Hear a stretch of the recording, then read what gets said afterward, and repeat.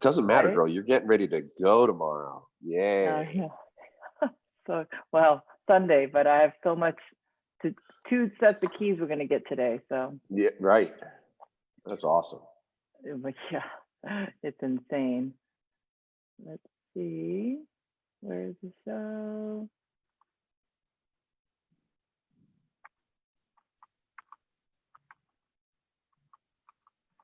Is it showing live? By the way, I did confirm on. All right. We are live. Live. I know, live on Friday. Just there where I we go, love to Sean. be. Hey there.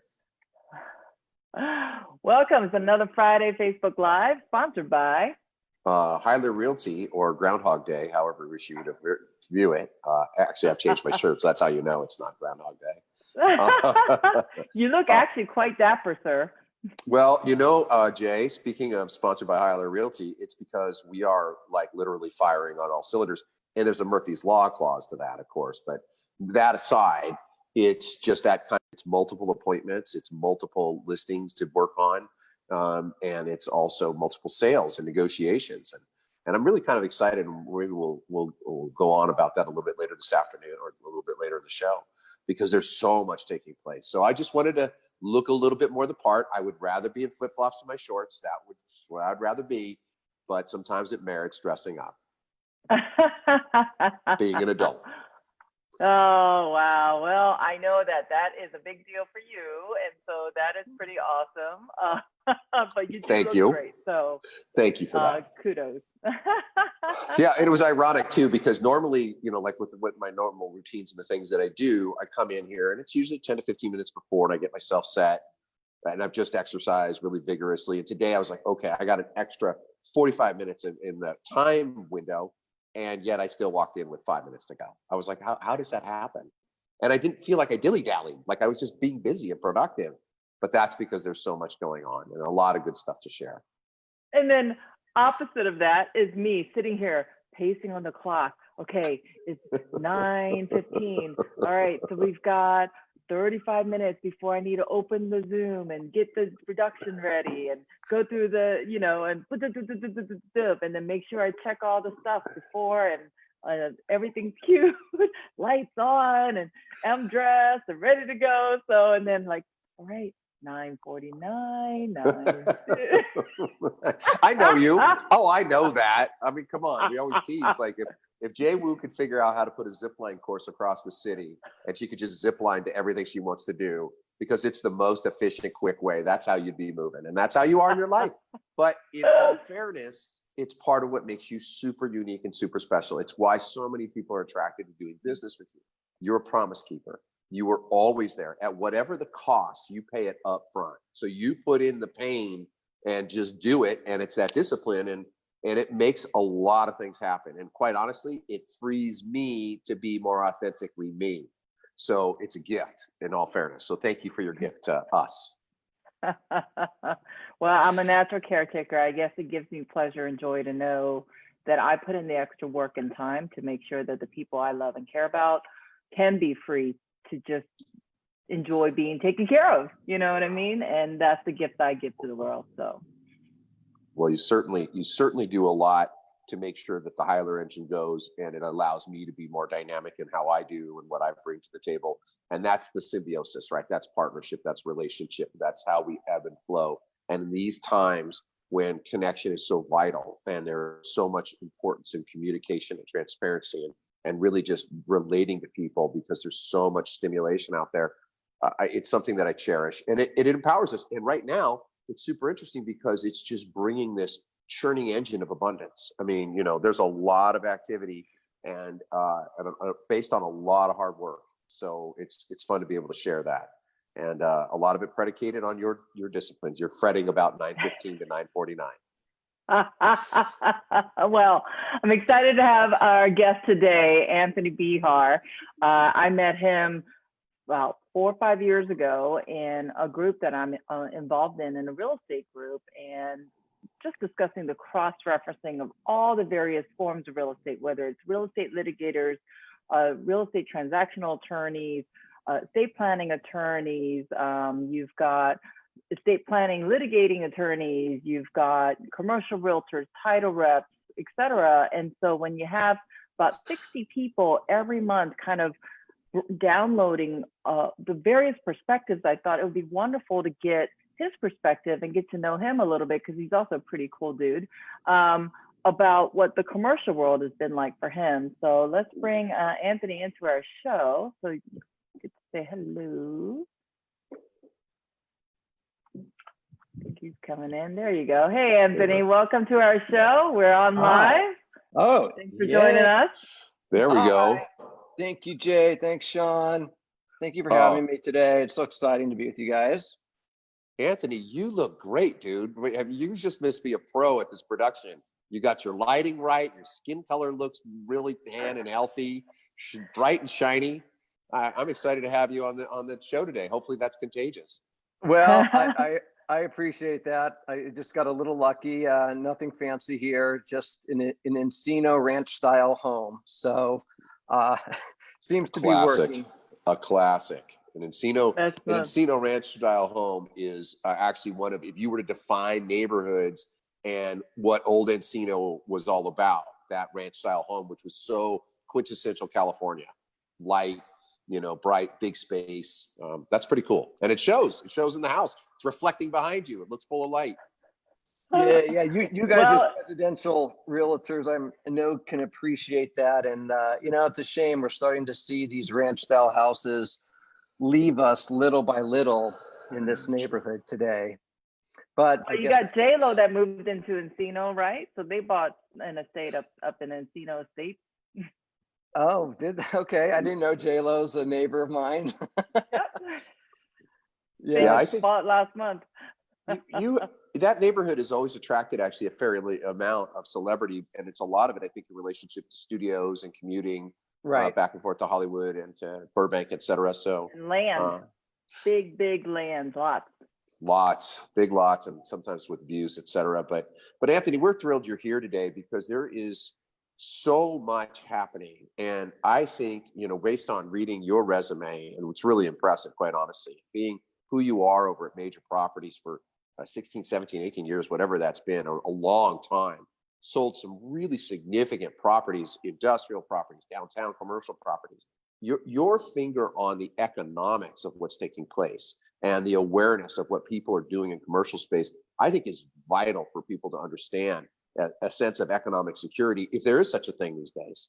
So I'm really looking forward to hearing your take on what's taking place out there in the marketplace. Yeah, how has it been for you the last couple of months, if you don't mind sharing with us?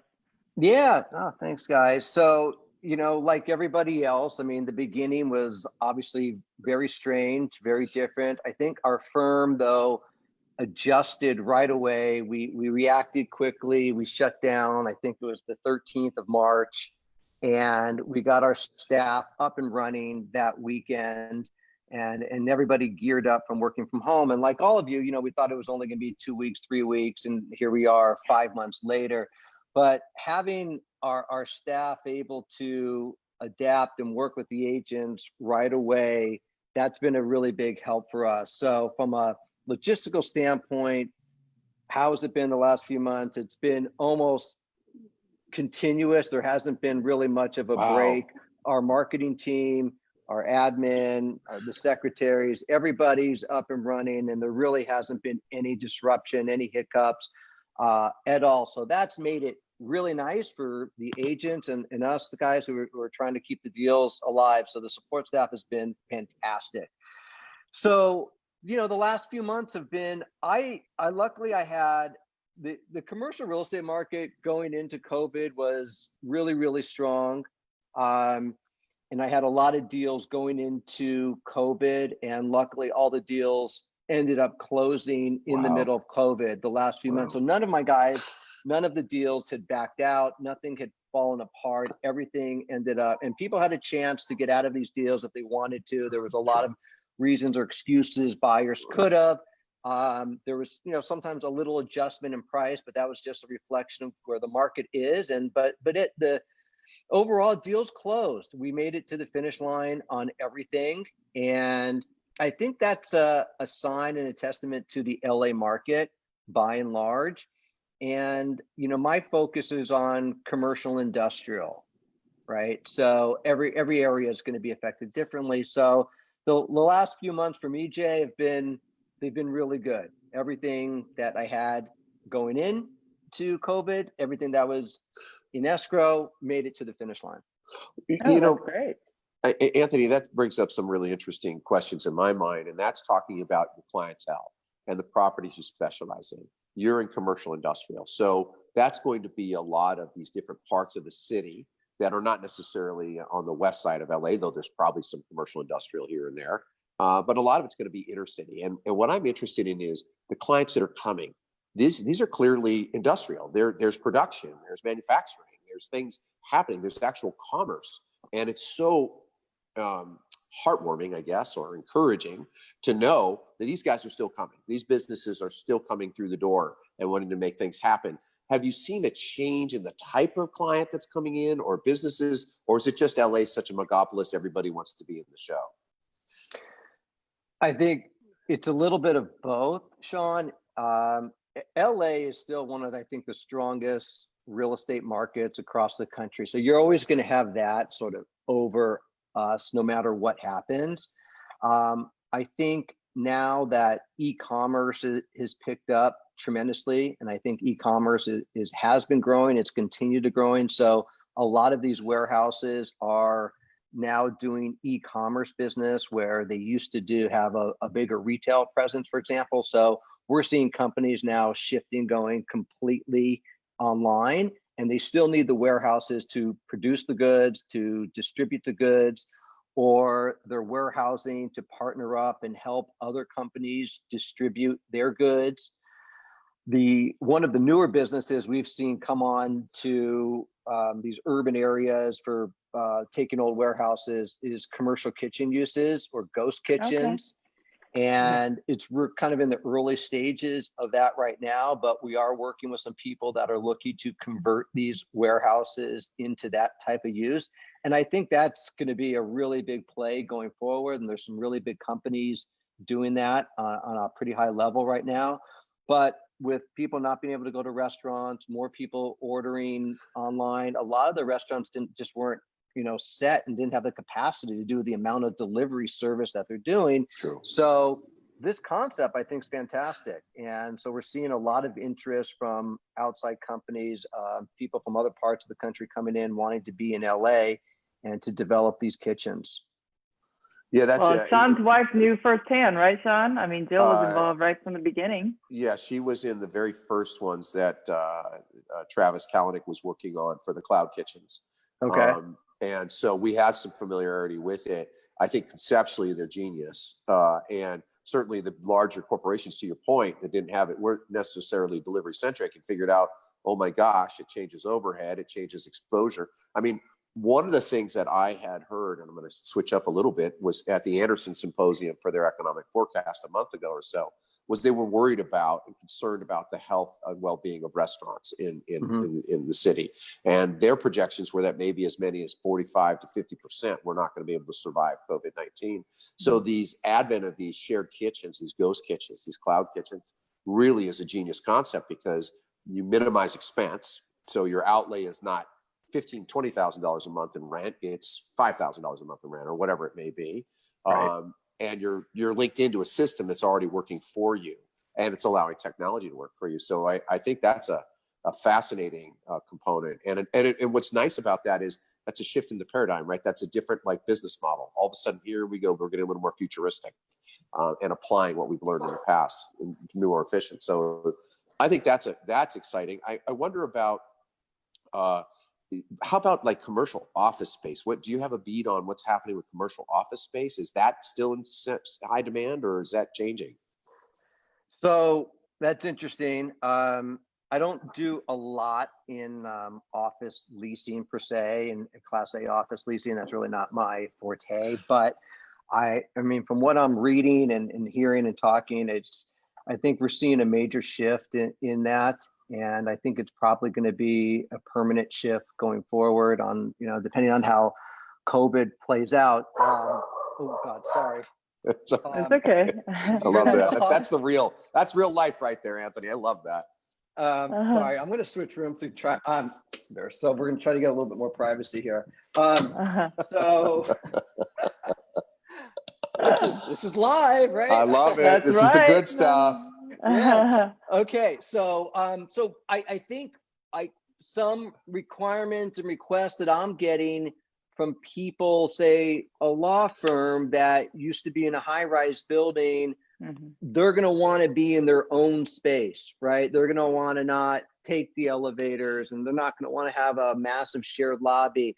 I don't think that's going to be everybody, but I am starting to see that. We have been seeing that for a while. I think office is going to be completely changed going forward. Depending on how the telecommuting plays out, are people getting more comfortable with it? Do they want to be in that big environment? The cost of office space is going up, and people are realizing they don't need as much space anymore. And, Jay and I, we heard a great presentation for some architects about a week ago. And, their feeling is that especially a lot of the large companies are going to go to this hub and spoke approach, where the corporations will take a few thousand square feet, and that'll be some big training areas, conference rooms, and maybe some meeting areas. And then a lot of the workers, if you will be in satellite spaces, 2, 3, 4 people, maybe in an office. Interesting. So I think I really believe that. I think that's kind of where office is going to go to. And I think a lot of people are realizing, especially in Los Angeles, one of our biggest complaints obviously is the commute, right? Nobody likes the commute. It's just something we've learned to live with. But if there's a way that you could take hours back into your life and still be as productive, why not? Right. Agreed. Well, productive is one thing, but also there's something to be said for like culture, right? And for companies in a very competitive, obviously hiring space, is to provide a culture that people still feel connected and productive, more productive by being together versus isolated and apart. Of course, having time back and not having to commute has a life-changing effect for many folks, and especially parents with young children, et cetera. But there's something to be said for connectivity and synergy and having enjoyment in the workplace of not just being productive, but all of the one-off experiences you have by enjoying your colleagues and kind of spinning the ideas off of each other on the fly versus the planned Zooms or Google Hangouts or whatever to create. And so I think that's one of the things that they alluded to in their presentation that we saw, Anthony, was that the companies are now faced with the challenge of how do we create culture in it safely? How do we create culture? And the fact that if vaccines are created and that we're back in the workforce in terms of being able to be together, maybe there's a modified way of, yes, we're going to create this awesome space you're going to love coming in, but it can be 3-4 days a week. It doesn't have to be 5-6 days a week kind of a thing. So I love the thought of the cross hybrids and creative ideas that can come out of what we're going through right now, is that people have learned, okay, people can work from home. People are productive. You can have a whole setup at home. You could still conduct business, but how can we kind of one up it that, yes, you're productive wherever you are, but how can we still create culture and unity and have that longevity of someone being an employee without, having to lose them to, your competitor or something like that. So there's so many broader things to have to think about than just obviously the physicality parts, especially once we all start feeling safe about being able to be back together. Yeah, that's such a great point. One of the things, we're doing, I know probably every company is doing, we're at least doing a weekly Zoom meeting, right? And it's at least to get people together in the office to have whatever little social interaction, but to share ideas, to collaborate in our firm, talk about deals people are working on, new requirements people are working on, things people are hearing in the marketplace, off-market deals that we could share amongst our colleagues. But one of the things, and I work with a lot of the junior agents in my office, and one of the things, that's missing, to your point, Jay, is people just can't come to my office anymore, right? And that right. that buzz of the office is missing, where, oh, I'm working on such and such deal, or hey, help me with this, what do you think about that? Like, that is missing, and I think, people are really itching to get some of that back. And so it's going to be a while till we can kind of be comfortable in an office space. But I think, to your point, to having those 2 or 3 days a week, maybe, I know we want it, and I know the agents in my office are missing that kind of interaction with each other. The collegiality, right? The idea of sharing and just exchanging energy and being part of something like on a team. Yeah, I can see that being an issue. We do the same. We meet weekly on a Monday where we have a Zoom, and we come in and we discuss things with each other. And usually it's just kind of a breakdown of what's happening, but it's probably just equally as important just to see the other person's faces and say, okay, you're okay in these times, and we're still doing what we do. I think Yeah, because that's what I love. I mean, like we were telling you, Anthony, I mean, Sean and I, we've been, this year's our 15 years of being business partners together. But even over the expanse of that many years, and almost every day of spending hours together, we still missed each other. And that's what I think is what we're missing. Is same thing with our agents. I mean, we genuinely love the people that we work with, and to have this void over the last 5 months of seeing each other every day has been like, wow, how do we adjust to that? But the great thing is that we know through thick and thin, we're all in it together, and the fact that we do enjoy that company, and whether it's from afar or nearby, it's really cool to have that. So I know how grateful we are to be in an environment of other colleagues that we admire and respect, and genuinely enjoy time together. So that is a very, I think, unique formula. So I think that people yearn for that. I think people really love, obviously, to be connected and search for that. And if you have a great job, great. And if you have great colleagues, that's like and that become your friends, it's like a whole nother level of bonus, in living life, I think. So Anthony, I wanted to ask you as well, just kind of picking your brain and knowing that you're with major properties, right? You guys are downtown, you're a downtown firm, and it's significant to transact a lot of business. And so you've got a lot of associates and other people you work with. And what's the sense with retail? That's something that's really interesting to me, is trying to understand, what do we think retail commercial space looks like these days? Is that a changing dynamic as well, do you think? That's a big one, Sean. Retail was kind of going down a little bit pre-COVID, and there was been a lot of disruption in the retail world, and now we're seeing a major effect of it. So look, I don't think a lot of these guys are going to be able to come back, whether it's small stores, it's restaurants. There's going to be some people who just simply can't make it back. Some will, but we've been seeing a major shift in retail. So let's look at, for example, like your typical storefront, small 5,000, 4,000 square foot retail building on Pico Boulevard or Olympic Boulevard or Washington. And these have slowly been dying over the years. The real estate is 50 years old, 60 years old in some cases. And these tenants just can't make it anymore. And consumers are shifting the way they do business. So what I'm working on now is the change of use in these properties. And that's one of the most exciting things about LA real estate, is how properties are changing and where the next type of deals are going to come. So we're working on deals right now. I'll just take Pico Boulevard in the Pico Robinson area as an example, where you can have 2, 3, 4 of these 4,000 square foot retail stores. Well, a lot of my clients are looking at this for development now, right?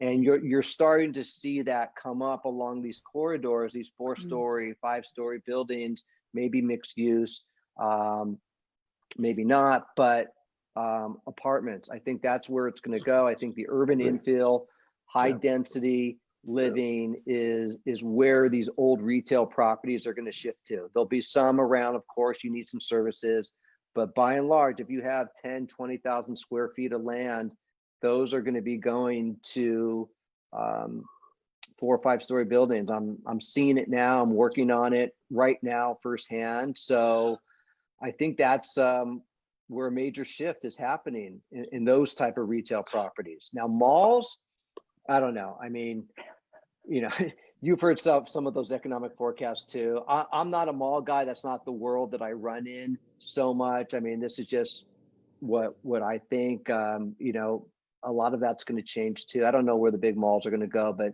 the economists are saying most of them aren't going to survive. But Wow. we'll see on that. Yeah, that was the opinion, by the way, from or at least the forecast from Anderson School up there at UCLA. They had suggested that it may not survive, though that there were some as destinations, and where we are, there might be some places where retail therapy still exists, but in the by and by, it's not an efficient use of the space, especially since we all decide that we just need Jeff Bezos to get wealthier and wealthier by the day. Right. Well, but they're trying to make it an All the experience. Walton family too. Well, Right? but they're trying to make it an experience. Like if you have Westfield Century City or Third Street Promenade, they've made it so that it's a destination experience where, you know, it's not just retail therapy. You actually go and it's aesthetically beautiful, and there's environments that I know my teenage kids are really enjoying hanging out with their friends there pre-COVID.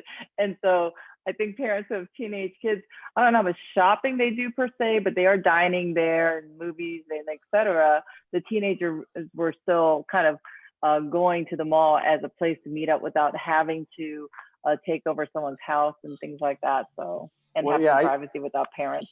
I think it serves Yeah. its purpose as a recreation, right? There's the idea of something to be outside, a little al fresco. But to your point, these shops require turnover. They need to be selling product, and like the movie theaters, it could be very possible the movie theaters, and based on some social distancing structure, and I suspect some automatic changes we're all going to be facing with relative to sanitary conditions and that type of thing. I worry about the health of a movie theater experience. And you look at something like the Westfield as a great example. It's right in our neighborhood. It's a jewel. It's a beautiful environment. Or let's say even the Grove, which actually outproduced Disneyland as an attraction. I mean, that's a major statement by That's itself. impressive. Yeah. Right? Super impressive. Yeah. But the experiences are changing, you know, Right. and so we have a lot to navigate, and it's going to be interesting how it pans out. Anthony, I also note that in reading your bio, because it was a great bio, and it was just fun to see. You're involved. You have several charities that you're involved with, most notably, and I'd love to focus a little bit on that, because I think one of them that I noted had to do with aging in the Jewish community, and I thought that was such a vital place, because hopefully we're all going to be aging, and we put resources together to help support each other. Tell us a little bit about those charitable philanthropic things you do. And before he does that, and the other big thing that he got to do, which was on my 50th birthday this year, but you barely got that event off but by the hair of your chinny chin chin, because it was a huge real estate event that you were chairing, and literally the week before you were able to have it. But thank God, because can you imagine if it was later, all that planning and work you did would have been kiboshed, right? We got really lucky, and I know there's a lot of charities out there that were in various planning stages, and I'm on other committees too, and I feel for them that, you know, so many events had to get canceled. But yeah, Jay, we pulled it off. We got lucky. We had a massive real estate dinner, Sean. We had over 500 people, almost 600 people. Wow. LA real estate people at the Beverly Wilshire Hotel. So that was to help raise money for the Jewish Home for the Aging, which is you know, the nonprofit, the organization that you were referring to. So I've been on their board on and off for probably 25 years. And it's a great organization. The Jewish Home for the Aging has, I don't know, 1,600 residents there. And it's sort of a model for other old age homes throughout the country. And they've been able to have very few COVID cases, very few deaths during these last few months. They've been doing fantastic, considering nursing homes are, you know, one of the hot spots for COVID, but they've ducked a lot, dodged a lot of bullets, and have barely had any cases. So yeah, it's you know, it's a big place in my heart, caring for the elderly. You know, they've put in their time and helped build communities, and let's help them live their last years, you know, with dignity and a nice way of living. So, you know, take care of them. I wanted to address it for the reason that it is something that we so subscribe to, right? Being the instrument of change in the world that we want to see, and being involved. And here you are, you know, significant in your industry, a family man, you got a lot of stuff juggling, and yet you find this time to be philanthropic and give to others. And it's something we resonate with. So it's literally like, I just want to acknowledge that. And Well, thanks so much. Because that's the example, right? It's like, what can we do to better the world around us? And where's this segment of the population that may not be so well taken care of, but if we invest our time and our resources in it, and to your point, we make a model hereby people can learn and work with and emulate, carry forward, and help the aging, because that's a real concern of being able to survive as you get older and have resources and care, et cetera. So kudos to you. And speaking of busy, you also have a podcast, Anthony. I'd love for you to tell us a little bit about your podcast, because you've had some really fascinating guests on your show as well. Thanks. We haven't been on it yet, Jay. What are you talking about? Behar on the Block. Well, we'll have to get you guys on. So Behar on the Block, it was booming pre-COVID, and the show really focuses, it's a really LA-based podcast, guys, and it's I wanted to sit down with people that were impacting the fabric of LA. So it definitely skewed real estate, developers who are creating these communities, restaurant owners. As you guys know, great restaurants impact neighborhoods. So I'd sit down with the CEO of some of these restaurants, investors who are making big impact, some of the local politicians that are initiating new policy in downtown LA, for example, and just people that are having a really positive impact on the fabric of where LA is going and how they did it, why they're doing it.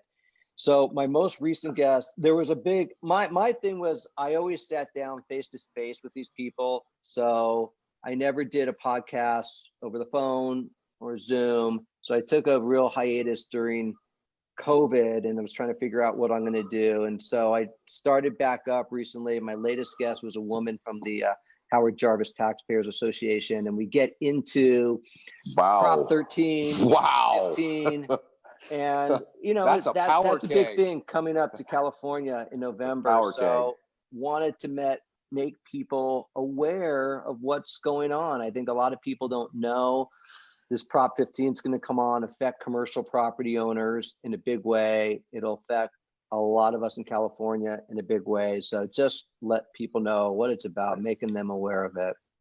So that was my most recent guest, and hoping, Jay, to get back into the Behar on the Block podcast. Probably going to have to do the Zoom podcast, but I guess it'll be better than nothing in the meantime. Well, yeah, definitely. This has created for us a platform. We were given the opportunity to interview as far as Qatar to, around the corner to Northern Cal. We've had guests from all over because of COVID, that we were inventive enough to create a platform where it's not the same as being in an interview room together, but actually it's been some interesting stories and able to get people on that maybe in person we might not have been able to. So there's some really exciting new ways to connect and get great content out so that people can feel connected to what you're passionate about or what you're working on or the projects, and have exposure to who you are as a good human being. So I think all of those things can't go wrong with getting information out into the world. For sure.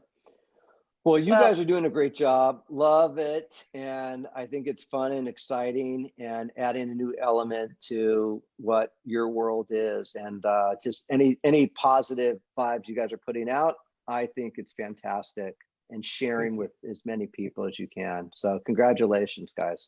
Thank you for that. Thanks, Anthony, so much. Thanks for joining us today. We know our time is up, but it's really cool to get your perspective, and thanks for sharing that with us. Absolutely. So you have a great one. Yep, you too, guys. Have a great weekend. Thanks, Jay. We'll see you guys soon. Stay hydrated. All righty. You too. Bye-bye. Bye. That was awesome. He's such a nice guy.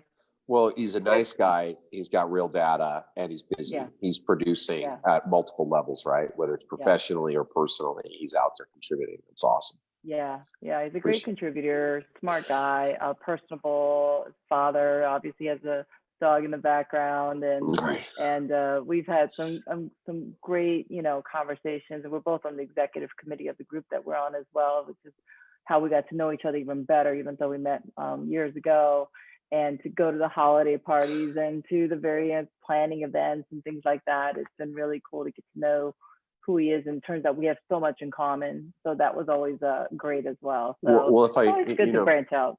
Yeah, if I was going to comment on that, really, that's a testimony to kind of how that's actually our free will. It's not our marketing, is because that's not right. That's not authentic.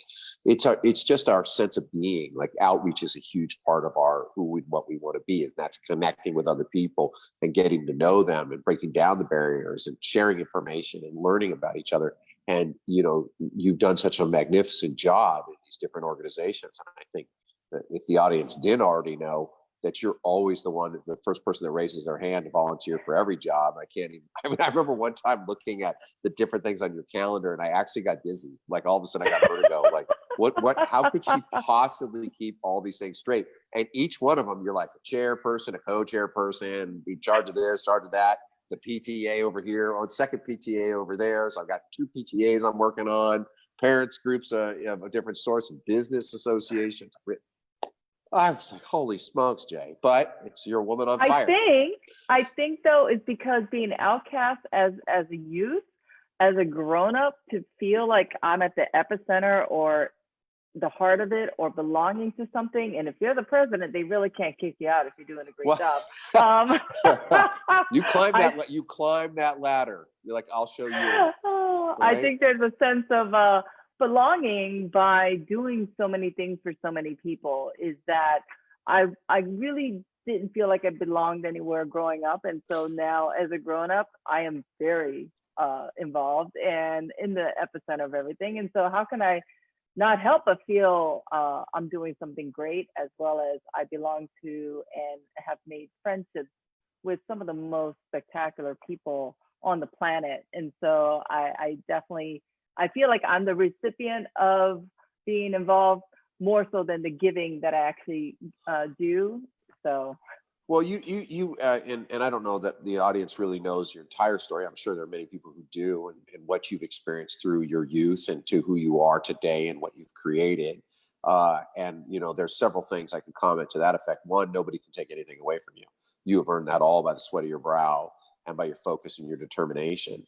Two, you're a great example for facing adversity. You're a great example of how we as people to be able to deal with things. It's like that little plant that somehow springs through the cement. Like, how the heck is that thing getting through that crack in the cement? Where's it's getting its water and its sun, and yet it's alive and vibrant, and then it expands. And at some level, not to completely liken you like that, but it's beautiful because there's this growth in these very difficult situations. And it serves as an example.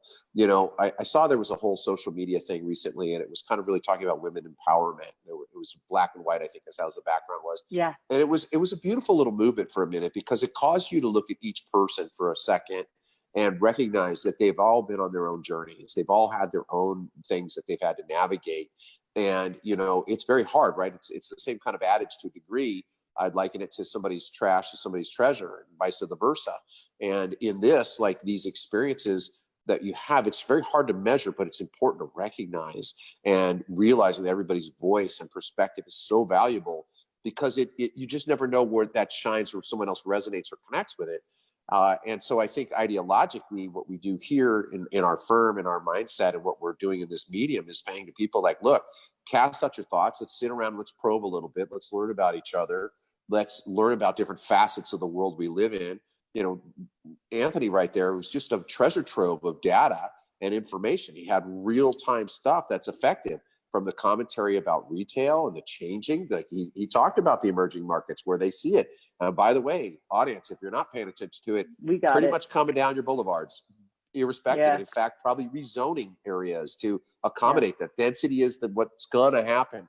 It's not a matter of if, it's a matter of when. And so we adapt to change, and how do we make the most of it? Be instruments, and that's what you and I do by belonging to our neighborhood councils, so that we can have a voice and an opinion, and poll our stakeholders and have some collective thoughts about it, and hopefully make modifications that make life more palatable and negotiable here. I think that we have the opportunity to look at things from multiple perspectives, which a lot of folks can be very opinionated or one-sided versus wanting to encompass and take in the whole picture. And I think the beauty of the way we think is that not only are we bounce boards off of each other on various ideas, what do you think about this perspective or that? And then we kind of go through the whole gambit of this makes sense or not, but to have reason and logic and multiple perspectives, not just from what we believe in, but what do the stakeholders, what do the people around us, how does it affect, our community, not just us personally. And so I think that seeing it from all those layers helps us to be very representative of many voices, not just our own. And I feel that is such a big responsibility that we have. And it's also, that's the stewardship that we have ongoing to make sure when we cast a vote and cast our thought on something, that it is coming from multiple perspectives. So I feel very good about being able to take in what we read and all of the different, motions that are passed in front of us, and to see, okay, how does this affect, the businesses I'm representing? How does it affect the residences that you're representing? Things like that. So I think that's a big thing. But not to shift back into, you brought up the whole women empowerment movement. And I love the fact, when I think back to the 90s, which is the peak of when I got into business and, finished college and all of that. And it's interesting, when I look at the 90s, there were two sectors of women. The women that were in the workforce in the 60s and 70s, where if you were in a professional environment as a woman and higher up, you weren't helping other women then, because it was you or the guys. That was it. There's that sector of women where it's like, you're a woman, I feel threatened by you and I'm not going to help you. But then there was a sector of women that were in business that were professional in the 90s that I've come across where, okay, you're a woman, I'm a woman, let's help each other and let's get there together. And so there is that. What I love about this movement right now is that the sisterhood of women helping women and not having any fears or hesitation now, that this is the time for the unity of women helping each other, and that it's okay to help each other, that there's enough for everybody. It's not the scarcity mindset, but the plenty mindset that's occurring right now, that I love that unfolding, that is just so powerful. Well, to that point, Jay, actually, and if I will, it's kind of the evolution of consciousness, right? In the beginning, to what you identified, it was self-preservation, it was self-determination, it was self. I had to center on myself. And I was competing, by the way, I'm speaking third person as a woman, just saying in the 90s, this is what we were dealing with, that there was this idea that you were really out there on your own, and you really had to claw your way through the landscape, which was so dominated by a certain demographic that was oppressive or sexist or misogynistic or all the other things that were out there, judgmental and prejudicial and biased. I mean, there's a huge amount to navigate along those lines. And then as consciousness evolves, and the part of what I saw in this movement and what you're identifying is, and actually what we're talking about prior to that too, is the evolution towards selflessness. When we move to a place where it's servitude and we selflessly give, and we allow the energies to flow from around us in all directions. Like I'm not holding on to it. I'm going to let it come and go, and someone else needs it and somebody else should have it, and I want to make their world feel better.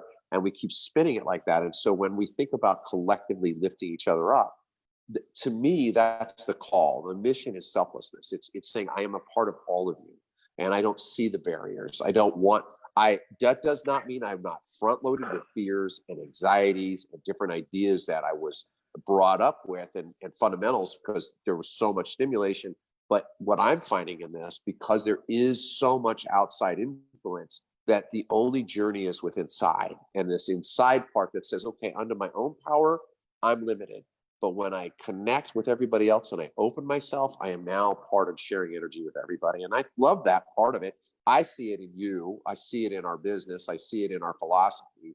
And hopefully I'll see it in society. It comes with pain. That's the truth. There's self-sacrifice. Selflessness is like sacrifice. I'm going to give up. a lot for me for the betterment of others. But collectively, if I could do that and I make the world a better place over here, here, there, here, with what Give more, distributing my, take less. You say that every day. Give more, take less.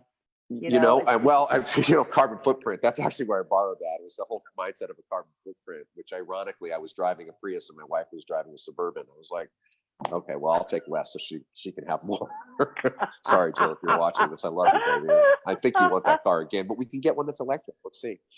But then, that's right, Jay. There's the idea of, and what am I going to do with it? I remember listening to a guy named Texas Dolly. Texas Dolly is one of the greatest poker players in history. He's an old man. And Texas Dolly made millions and millions of dollars playing poker, playing a game. It's full of deceit and lies and strategies and all the other thing. And it's complex. It's fun.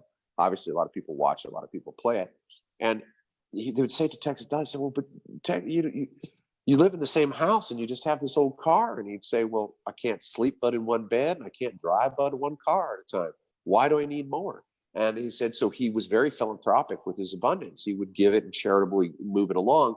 And I thought to myself, that's an ideology I can get behind. Like, do I have what I need? Can I make everyone in my world safe and secure? And be a little hungry, because that little edge of hunger drives you, right? It's always that kind of little drive to achieve. But then when I achieve it, do I need to eat the whole pie myself? I mean, my stomach says yes, but my mind and my heart says no. Well, look at Warren Buffett. Still lives in Yes. the same house, has the same car. He chooses things based upon comfort, not based upon the label and things like that. And there's something to be said for right now during quarantine as well, and making the choices of what do I need versus want, and really making those choices of, I don't need that. I want it. I don't need it. So can I do without?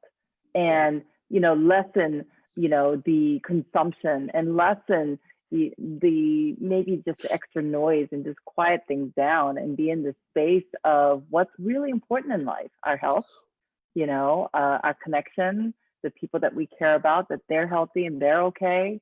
And just looking for the joy and being happy every day, and just being lifted by just the smallest things. We see that too when we look at our social media feeds and we see so many people that are out to nature. All of a sudden, I see everybody's in Kings Canyon, Sequoia, which is my childhood, that was always a sanctuary. Not everybody knew about those parks, but they're astounding and they're beautiful. Never been. And, right. Oh, yeah. It's over kind of in between. I want to say, what's it in between? It's not far from Mammoth. It's a little further west of Mammoth and comes across that way. But it's where there are majestic sequoia trees, like the monsters. There's one, I think, the one called the General Sherman, which was at one point the largest living thing on Earth, or they had identified. Well, we subscribe to Sequoia Winery. Does that count?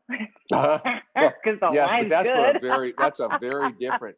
That's actually a social elixir that makes the world a happier, better place, and how we can cope with each other a little bit better, for sure. Well, it's interesting too, because there is such a. I see so many people going out and exploring that, to your point, and working in that simpler time. And where nature is when you immerse yourself into it, you disconnect, right? You don't need your wallet. You don't need your cell phone. I mean, other than if you want to take pictures, you really just need to be aware and present in the moment, and breathing in and becoming organic and relating to your body, and relating to the sounds and the brain waves and the harmony of nature. And it's so empowering and so enriching. So this part I look at as really a positive of COVID-19. Like, people have discovered that again. My wife and children, my two younger ones, and my wife took off to Utah, and seeing them out in Utah and amongst nature and doing these different adventures and being able to do that is exciting for me. It's enriching, and it's along the lines of servitude. I stay here willfully and wantingly so I can provide and help support that system so they can experience life like that and have some advantages and some insights about life, and that it's not all in a little screen that's that big.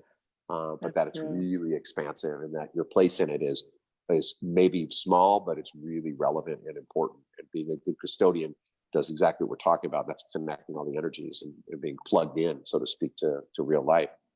Again, you're just the epitome of the giver. Go giver. I'm telling you, it's one of my favorite books, and it definitely, you are a shining example of what you do day in and day out to give to others. Well, I'm excited at what a busy week we've had. That's probably another one of those reasons that you didn't go. We have a new So listing we true. signed today. We get the keys for a gorgeous view home for $2 million, and then we also have a great lease up in Doheny in West Hollywood, which is also a penthouse, top floor, 2-bedroom, 2-bath unit. That's going to be going for $4,000 on the market as well. I'm picking up the keys for that right before I head over to get over to Mount Olympus, and finally was able to get through 8 days of inspections on this house for a buyer of ours, and Well, we should nailed it we should yesterday. We finally got that done. we should go on about that a little bit, but I'm going to add another listing to that too for who's listening. There's a opportunity. Santa There's Monica. a opportunity of 1324 Harvard. It's a 2-story old school townhome, huge actually, 1,400 almost 50 square feet, which is huge by today's standards in that marketplace. And it's going to be a value buy. We're going to list that thing probably mid-8s, maybe lower side of mid-8s, and that's undervalued. It's not just disingenuously so, but it's just there's an opportunity for somebody to go in there, have a lot of good living space. So if anyone's listening and you've got somebody who's thinking about Santa Monica, please push them this way, because that might be the college streets are great because the properties that are built there have a bigger spaces, and then it used to what they built now, obviously. So yeah, it's pre-developer, right? Where the developer age was like, I'm going to make every square footage as many units as I can, and compromise certain things. This they didn't. They expanded it at that time. They made them as real viable alternatives to single-family standalone homes. But I think what I wanted to do too, though, is take a minute, because both you and I have been working through several different transactions that have required some really creative and tenacious negotiation. Yeah, persistence is the right word. Same thing. Tenacity is a big part of it. And the one that I have, the big one, that's karmically got a lot of good stuff. It's just they seem to all understand each other. Like, yeah, let's do our best for everybody, and that's a fortunate one. But there wasn't much discovery. It was knick-knack, paddywhack. It was like, fix this, fix that. Okay, no big deal. But your transaction, this beautiful gem of a home, which is like it's a little treasure when you see it. It's just aesthetically like, wow, this is a jewel. And then you start to peel away the layers in investigation, which is our responsibility as brokers and agents to help our buyers, which is what you're doing in this case, and discover and protect them, and then discover, okay, that's a problem. That's a problem. That's a problem of magnitude. That's also a potential problem of magnitude. And then how do you bridge those things together and make sure you're in alignment with what the client really wants and what's in their best interest as you can advise? Yeah. That was complex. And to your point, 8 days, every day I would see the back and forth, and we'd have a couple communications here and there about strategy as to how to deal with it. And I think what's really beautiful about it, Jay, is there was a mindset of let's keep giving and pushing a little bit. Let's find where the wall is. And, that's like you even say with children, one of the reasons discipline's so important for them, they understand their boundaries. And when you understood your client's boundary and what was most important to this process for him, you helped him clarify, like, yes, it's worth me to taking on the risk, but how do I mitigate that risk? And that's what you did. You mitigated the risk. You actually achieved more than we thought was achievable. And he's happy going forward. And so it's really the seller wins, who we didn't represent, and our buyer wins, who we did represent. And then theoretically, all the people in the transaction all win. So it's this giant win around, but it required some painful effort. And I just want to give you kudos, because you stuck in it. And when I saw the last couple of communications about some of the discovery, I was like, ooh, that feels tenuous. That's getting on a thin little line. So congratulations and bringing that together with your skill sets, Jay. You worked your butt off on that. God, that was hard. That was hard. I definitely woke up in the middle of the night just looking at it from multiple perspectives and thinking things through. And it wasn't even just the earthquake that woke me up in the middle of the morning the other day. I was like, what is this? What's going to be? And that's the thing about problem solving, is you don't know when the solutions come, but ask the great questions and the great answers come. But you got to ask the great questions first, and constantly trolling through all the different, past thoughts to current thoughts to what's reality, what's not, what's possible, and just noodling just hundreds of times different things and spinning a lot actually to figure out what the solution is going to be. But that's all in a day's work, right? And what we do in protecting the people we care about, the people that are entrusted to us to help.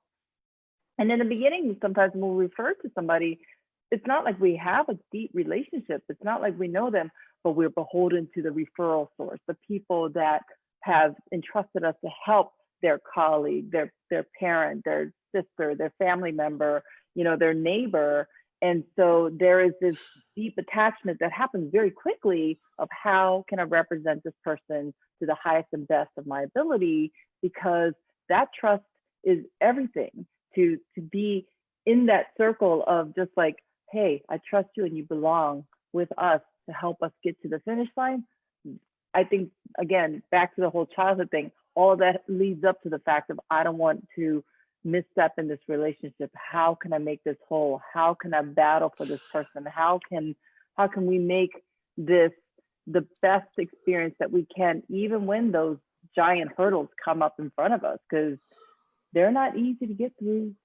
No, they take a combination of ebb and flow, right? You can ebb back and start to absorb and look at the information and to your point, look at it from everyone's perspective and how does it impact this person, this person, etc. What's realistic, what's not realistic, where's the threshold? And yet here, this is the other important part. This is what we were talking about before, which is that connectivity, that exposure, that selflessness. You put yourself in everyone else's shoes and their perspective. You're looking at through their lens, and then you relate to see-through vision. Yeah, right, and that to see through their vision. And seeing through their vision allows you to champion that cause. I often say to people, I love it when you give me the castle to defend. When I know where your lines are, now I can fight aggressively. Until then, I'm just moving with you. I'm just trying to find where that is. And so the exercise of being clear in what we're doing and why we're doing what we're doing and what's most important to us, which are fantastic exercises to go through. I mean, it's socially fun to do, actually, to tell you the truth. I love to do it. Where's your sacred calf? Let me gut that. Let me see what you got. Let's keep going through it and go through it. And then you start to get to the really important things. And I think with your client in particular, I think he really realized, like, I will never have, this is the prettiest house I'll ever buy. This is really most likely the best little opportunity for me. And I might have to invest some time and money into something that I don't really see. But, because a lot of the systems you're talking about aren't things you would experience when you come into the house. But it's like giving it a real spine. It's giving it real strength and real musculature. So it'll endure and it will always be this little diamond. And so I think it's a wonderful opportunity all the way around. And again, it gives you a lot of credit and your client a lot of credit for being able to, and actually, in all fairness, the other broker who seemed to understand, like, hey, look, let me look at this with you, Mr. Seller. You may have thought that this is one thing and it's a little something different.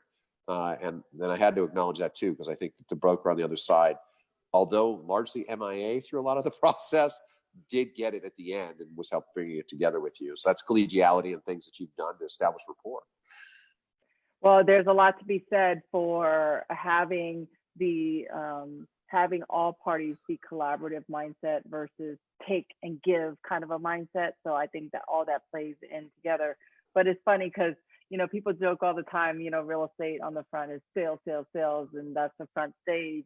That's all people think they see when it comes to real estate. But backstage, boy, talk about moving, hauling, pulling, stretching, sweat, blood, tears, just like to make that front stage look as innocuous as it seems for people on the surface. But boy, the backstage of real estate is a tough mental and physical labor of love.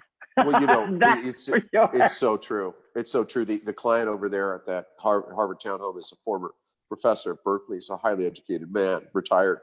And at the end of our conversation, he looked at me and said, my God, you're like a clinical therapist. He's an older man, he's late 70s. He goes, you just took me through all the little anxieties and fears I had about doing this and making this transition. And yet we're sensitive to me. And I was like, well, 2 hours later, but well worth it. And at the end, I go, no, you have to understand, you enrich me because I become aware of other people's thoughts and feelings, and I become more sensitive to one another. And well, I want to be sensitive to our viewers' time and to the fact that there are a lot of good things happening in our lives today. Yes.